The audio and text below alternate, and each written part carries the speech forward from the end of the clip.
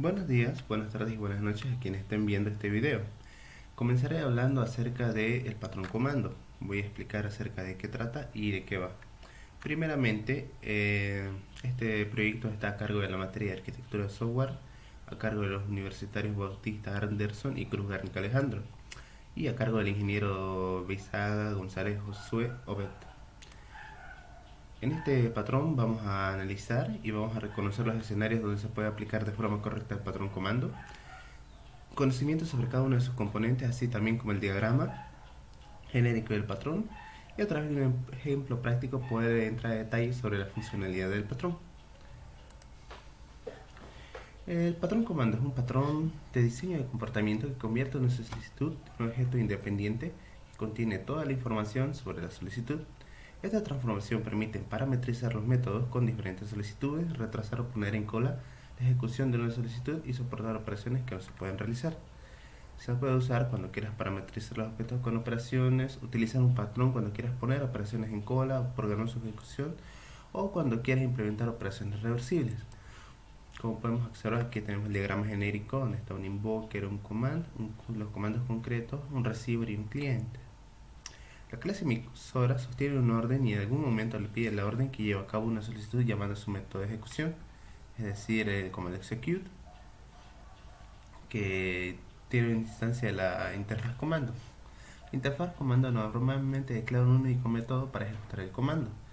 Los comandos concretos definen un enlace entre una acción y un receptor. Invocador realiza una solicitud llamando a ejecutar el comando concreto y la lleva a cabo llamando a una o más acciones en el receptor. La clase receptora sabe cómo utilizar el trabajo necesario para llevar a cabo la solicitud. Cualquier clase puede actuar como un receptor y el cliente es responsable de crear los comandos concretos.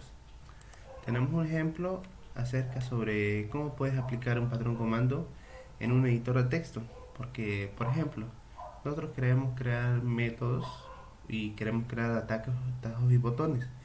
Métodos como el copiar, pegar y cortar.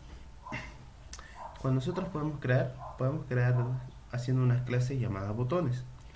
Esas clases podemos crear tantas como queramos, pero a medida que vayamos añadiendo más métodos o más tipos de menús, se va a ir agrandando el código. Lo que podemos hacer es aplicar todo eso.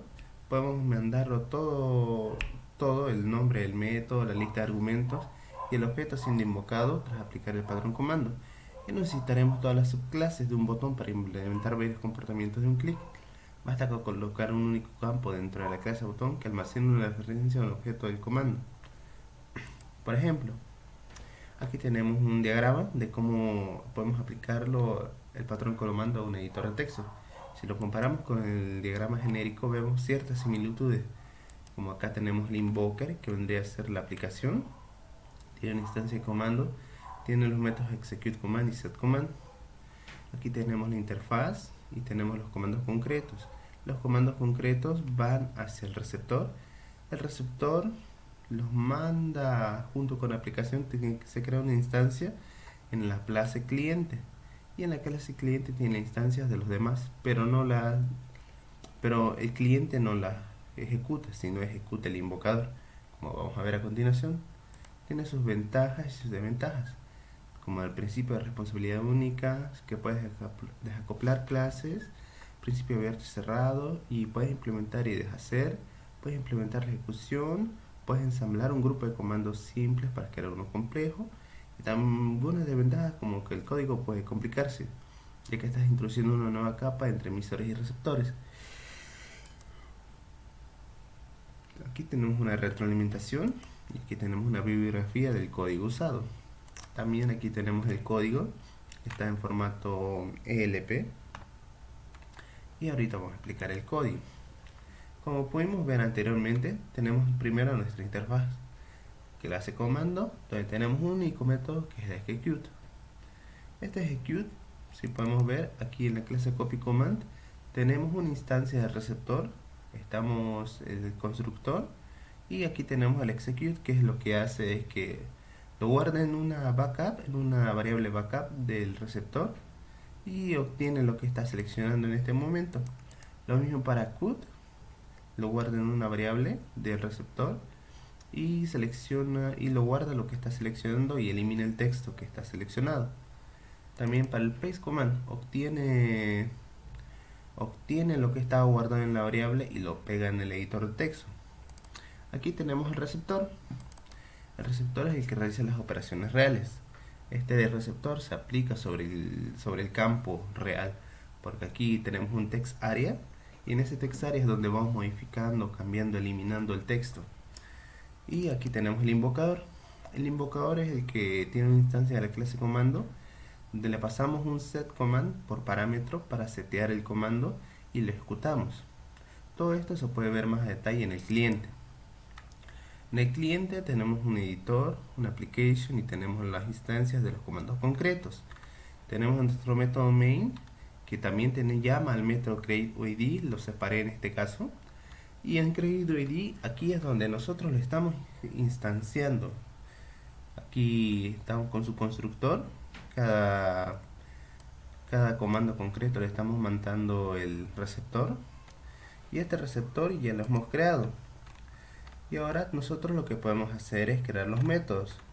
Métodos tales como doCopy, donde nosotros seleccionamos el texto, lo hacemos el invocador invoca un set command y le mandamos el comando por parámetro, y en el comando por parámetro, como vimos, ya estaba el receptor. Entonces aquí estaría el command copy y como parámetro iría el receptor, solo que acá está más acortado. Y tenemos el execute command y tenemos el actualizar vistas, que esto lo que hace es modificar las vistas. Y lo mismo para los demás, un set command cut y un execute command. Ahora lo vamos a correr. Aquí, por ejemplo, hola mundo, ¿cómo estás? Yo selecciono y lo que hace el cut, ahorita mismo estaría haciendo esto. Voy a la clase cut, el editor getSelection, lo que estoy seleccionando lo corta, lo guarda en una variable de editor texto y lo elimina, porque eso es lo que pasa cuando cortamos.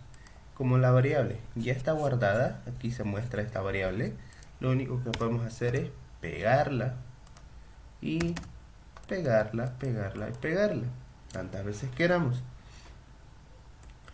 Y eso aplicando el principio de los comandos, donde nosotros podemos tanto copiarlo y pegarlo utilizando tanto atajos como botones. Como pudimos ver, sigue la lógica.